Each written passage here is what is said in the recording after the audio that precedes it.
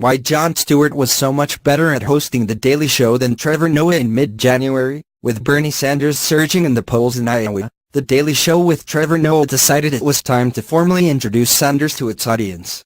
Sanders officially declared his candidacy this past May and has been squarely in the public eye for months now. His positions, politics, unkempt hair, and Brooklyn accent dissected all over cable news and razzed by every late-night show in the land, including The Daily Show. Still, Noah supposed its viewers might be wondering about this rising new, yet old, force in the Democratic Party. Then Noah launched into the legend of Bernie Sanders, a relatively straightforward, jokey synopsis of Sanders' accomplishments, from his birth in Brooklyn to his election as senator, climaxing in his album of folk songs. If you ask me personally, Noah said, Bernie Sanders' popularity has nothing to do with policy. I think it has because he is opposite Trump. See, the world craves balance. He has the yin to Trump's racist yang. Noah concluded by pointing out that both Trump and Sanders regularly commit New York-style assaults on the pronunciation of the word huge. The segment was a PR success of Noah's Daily Show so far, something that looks like The Daily Show, that mugs and winks like The Daily Show, but that is only a diluted point of view. If you suspect that there is something more substantial to say about Sanders than that he talks funny, The Daily Show with Jon Stewart agrees. Stewart's Daily Show did a segment on Sanders when he first announced his candidacy in May. It began with a clip reel of pundits disparaging Sanders as a whack job, as Stewart, talking fast, his voice pitched high, breathlessly ranted, if Salvatore Dali and Dr. Seuss had a child and that child was raised by schizophrenic howler monkeys, it would be Bernie Sanders. Give me a taste of this crazy wacko cuckoo bird, throwing to a clip of a Sanders sharing his policy positions, which include pay equity for women, campaign finance reform, and expanded Social Security. What a rational, slightly left-of-center mainstream politician, Stewart said. Bernie, isn't he a crazy pants cuckoo bird? It is that we've all become so accustomed to stage-managed focus group-driven candidates that authenticity comes across as lunacy. This segment was taped in May, when Sanders' campaign seemed like a hippie fantasy and Trump's candidacy the fever dream of a feral child raised on nothing but reruns of The Apprentice, Rambo, and Dave. Yet it is astute about the connection between Sanders and Trump, while also being prescient about why both have turned out to be viable candidates. One voter's lunatic is another's truth-teller. Trevor Noah, comparing Sanders and Trump, called out their devotion to silent H's simply to make a joke. But Stewart, without even trying, illuminated why those H's are more than merely funny. To many Americans, those are the silent H's of authenticity. Trevor Noah has been in the hosting chair for 4 months now, and his show has settled into a groove. If you tune into any episode, you will find something familiar enough, good for a chuckle but never a belly laugh, let alone a revelation. Noah could hardly be more charming. He is at ease in front of the camera, generous with his dimples. The writing staff, sans former head writer Elliot Kalin and Joe Miller, who left for Samantha B's forthcoming new series, remained after Stewart's departure, staving off any overt catastrophes. Noah's Daily Show has been attracting fewer than 1 million viewers in the all-important 1849 demo, down more than 30% compared with Stewart's last quarter. Though not compared with his last year, in which Stewart's demo ratings were roughly comparable. Stewart's total viewership was significantly higher than Noah's. But if you watch The Daily Show night after night, you get the sense that the writers have adjusted their tactics for a very different kind of host. Potemkin Jon Stewart, someone smooth and ingratiating who is reaching for unconverted viewers, instead of an inveterate political satirist preaching to the deeply informed. In theory, I am the exact kind of person the new Daily Show is targeting. Well, besides my gender and age. Since The Daily Show is targeting 20-year-old men, a 30-something who cares about politics but don't follow them that closely, not saturated in the details of the campaign trail but open to a sharp-tongued and eagle-eyed guide through a particularly internecine primary season. And yet I have found The Daily Show milquetoast and broad, diverting in the soothing way I associate with the jimmies of network late night. On Trevor Noah's Daily Show, outrages are an occasion for bemused laughter, not righteously funny indignation. As we head into a presidential election totally different from any election we've seen before, one all but tailored for The Daily Show, there is a Daily Show-shaped hole in the culture, despite a lesser version of the show airing every weeknight. Between Cruz's authoritarian smarm, Hillary's striving for the human touch, and the racist extravaganza that is Trump, American politics have never been more in need of puncturing by The Daily Show's exasperated logic. But Noah backs away from thorny issues like they are bombs that can be diffused with a charming quip. He is out to neutralize, not to awaken. How did the program devoted to scaling Bullshit Mountain in all its incarnations, the program that once had a gospel choir sing "Go Fuck Yourself" to a Fox News correspondent, come to feel so beside the point? At its best, The Daily Show is cathartic.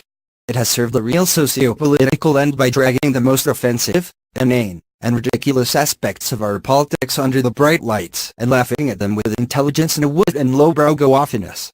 The Daily Show is an activist joker, deflating gosbags and ridiculing the sanctimonious status quo, so that instead of suffering through it alone, we can laugh at it together.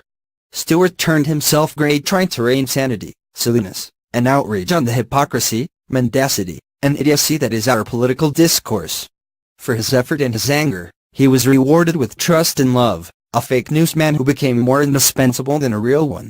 Where Stewart allowed himself to be a divining rod for the news, to feel it all and lose his cool accordingly, Noah is always smooth and telegenic, easy in his manner and on the eyes, never worked up, never letting things get too dark. The daft tweets that got Noah into so much trouble before he even took over The Daily Show seemed to presage a clumsy and unsubtle host, one who would say the wrong thing at the wrong time. But Tweetgate proved to be a red herring. Noah's problem is not that he makes bad jokes, but that he don't take more chances to make great ones. All bloodless finesse, he never goes for the jugular. Consider Noah's coverage of Obama's recent State of the Union, in which he explained, typically a State of the Union is when a president lays out his agenda for the year to come, just one of the moments when The Daily Show's attempts to expand its demographics suggested as imagining an audience who might know nothing about politics at all. Noah often makes toothless jokes about physical appearances, from El Chapo's bad shirt to a guy who looked like a wizard at a recent Democratic debate. The sight of one bespectacled tween in the crowd during the SOTU sent Noah on a reverie about an imaginary sitcom called Senator Kid. It was not a particularly funny flight of fancy, and it provided no analysis of the State of the Union. As Noah reached the end of the bit, perhaps sensing that it hadn't gone over that well, he put his charm to work, scrunching up his nose and giggling hard. "I am sorry, I can really see the show," he shrugged. In the run-up to Noah's stewardship, The Daily Show announced that it would be moving away from its staple under Stewart, media criticism and, in particular, the relentless skewering of Stewart's BT and Warren race on the other, Fox News. This made sense. Stewart, with an assist from Stephen Colbert, had spent more than a decade slicing and dicing the cable news industry. His eviscerations were still widely popular with the Daily Show audience in the morning after viral video crowd, but they were old news, thanks in large part to Stewart's own work. Now, instead of covering the coverage of the news, Noah covers the news itself, but this straightforward approach places The Daily Show in a crowded field full of people who are more experienced and engaged than Noah, including Colbert, John Oliver, Larry Wilmore, and soon enough, Samantha Bee. Compare Noah's approach to that of Wilmore, a Daily Show expat who is now the host of Comedy Central's The Nightly Show and who has a more eggheady and earnest vibe. Last week, The Daily Show and The Nightly Show, which air back-to-back, both ran segments about the Flint, Michigan, water crisis, The Daily Show 2 nights after The Nightly Show. The segments were similar and strong. Noah took an uncharacteristically heartfelt beat to observe that this is people's lives, before working his way to his punchline. Observing that the crisis could have been avoided for $100 a day, he said, "I want to call out to all my friends in Africa, because my friends, for only $100 a day, we can save a village in America," using Noah's own biography to skewer America's ludicrous exceptionalism. But next to Wilmore's take on Flint, Noah's was distant. Even when talking about something as outrageous as what happened in Flint, Noah tends to seem remote and jokey, rather than genuinely curious. Wilmore's discussion of Flint was longer, more detailed, and more didactic, making Noah's segment look funnier and fleet-footed by comparison until the climax. That's when Wilmore dove curiously in. When you have politicians fall all over each other to see who can make the most draconian budget cuts, Wilmore said, you get decisions like this: citizens poisoned in a mania to save $100 fucking a day. Officials in Flint, Michigan, should all be rounded up and put behind bars. This sort of outraged advocacy was a staple of Stewart's tenure on The Daily Show, and Noah does not, as of yet, seem to have it in him. How could Noah feel as passionate about the intricacies of the American political system as Jon Stewart, or any American? He just got here.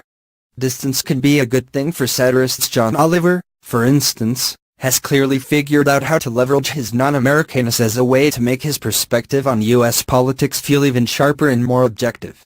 But The Daily Show hasn't yet decided whether to play up Noah's outsider perspective or to pretend it don't exist.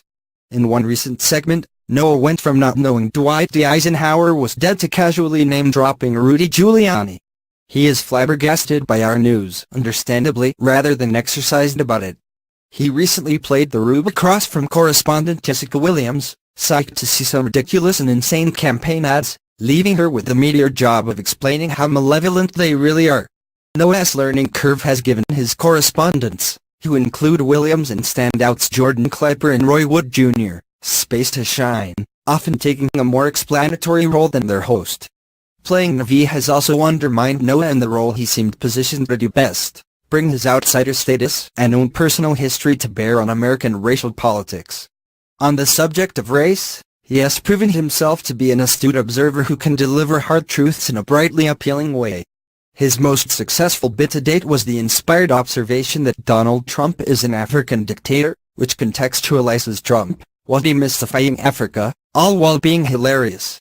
Noah and the writers have integrated more racial humor and commentary into the show than it had before, to say nothing of dramatically diversifying the series' guests. Race is mentioned in nearly every episode, sometimes in unexpected ways, as in a riff about an app that can ask questions of the Founding Fathers. When Thomas Jefferson gets a look at Noah, he freaks out, "Holy shit, it has a Negro."